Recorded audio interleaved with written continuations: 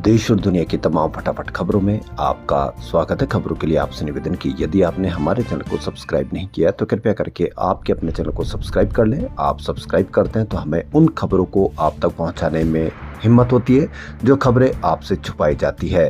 क्या आपको पता है कि बिहार में लोक जनशक्ति पार्टी का एक कैंडिडेट पर्चा रिजेक्ट हो गया, लेकिन आपको कहीं पर भी कोई खबर नहीं होगी, क्योंकि खबर यदि आपको पता चलेगी तो आप हो सकता हो कि ऐसा लगे आपको कि बिहार में कहीं कोई चुनाव में झाला हो सकता है या चुनाव में एक पार्टी को बहुमत मिल सकता है, तो आप हो सकता हो कि आप पलट जाए या हो सकता हो कि आप बदल जाए या हो सकता हो कि आपको लगे कि किस पार्टी का बहुमत आ सकता है। तो इसलिए कहीं कोई खबर नहीं, ताकि आपको पता भी नहीं चल सके कि क्या हुआ है।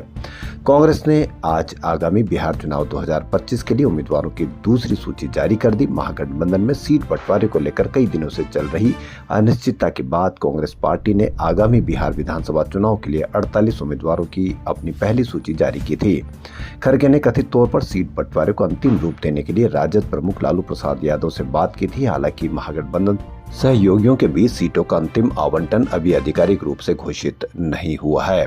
पहले चरण के उम्मीदवारों में गरीबदास बछवाड़ा से चुनाव लड़ेंगे, जहां कांग्रेस की सहयोगी पार्टी भाकपा ने पहले ही अपने उम्मीदवार की घोषणा कर दी है, जिससे इस निर्वाचन क्षेत्र में दोस्ताना मुकाबला शुरू हो गया है।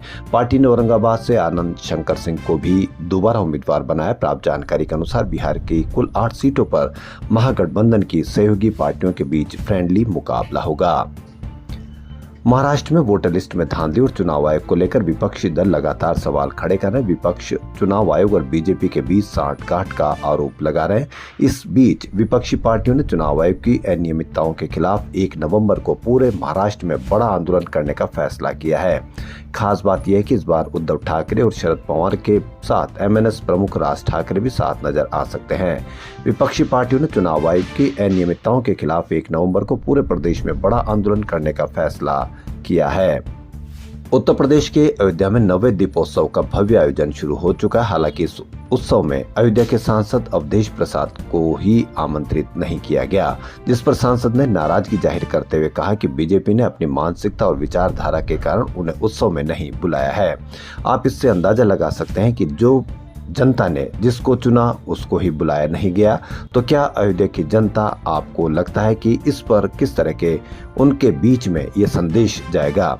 समाजवादी पार्टी के वरिष्ठ नेता और अयोध्या से सांसद अवधेश प्रसाद का कहना है कि भगवान राम की नगरी अयोध्या में बीजेपी ने दीपोत्सव का कार्यक्रम हो रहा है। यह पिछले साल भी हुआ था। उन्होंने कहा कि कई लोगों ने मुझसे पूछा कि मैं वहां जा रहा हूं या नहीं। मैंने उनसे कहा कि मुझे निमंत्रण नहीं मिला, जबकि यह आयोजन सरकारी धन से हो रहा है। लोगों ने सवाल किया कि आखिर क्यों नहीं बुलाया गया, तो मैंने कहा कि ये तो सीएम योगी या आयोजक से ही पूछना चाहिए।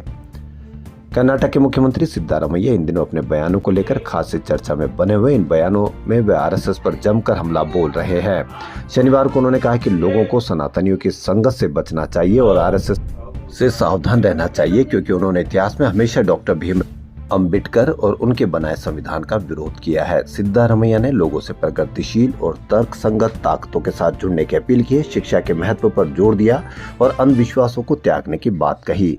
उन्होंने कहा कि ऐसा करने से समाज सही दिशा में आगे बढ़ सकेगा। सिद्धारमैया ने कहा कि डॉक्टर अम्बेडकर ने दुनिया के कई देशों के संविधान पढ़े और उनमें से भारत के लिए सबसे अच्छा संविधान बनाया है। सीएम सिद्धारमैया ने कहा कि हमें और लगभग हर किसी को अपनी संगति सही रखनी चाहिए। समाज के भले के लिए काम करने वालों के साथ रहिए, न कि उन सनातनियों के साथ जो सामाजिक बदलाव का विरोध करते हैं। केंद्रीय मंत्री गिरिराज सिंह के इस बयान के बाद विपक्ष ने तीखी प्रतिक्रिया दी है। कांग्रेस का कहना है कि गिरिराज सिंह को आधिकारिक तौर पर उन्हें मानसिक रूप से अस्वस्थ घोषित कर देना चाहिए। दरअसल अरवल में एक चुनावी सभा को संबोधित करते हुए गिरिराज सिंह ने कहा, मुसलमानों के लिए कहा कि नमक हराम जैसे शब्दों का इस्तेमाल किया। गिरिराज ने कहा कि ये लोग सरकारी योजनाओं का लाभ लेने के बावजूद बीजेपी को वोट नहीं देते हैं।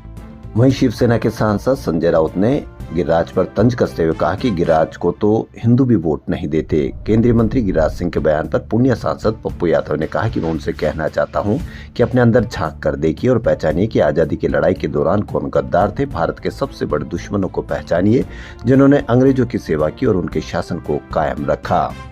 तो देश और दुनिया की तमाम फटाफट खबरों में फिलहाल इतना ही। यदि आपको हमारा चैनल पसंद आए तो लाइक, सब्सक्राइब और शेयर अवश्य करें।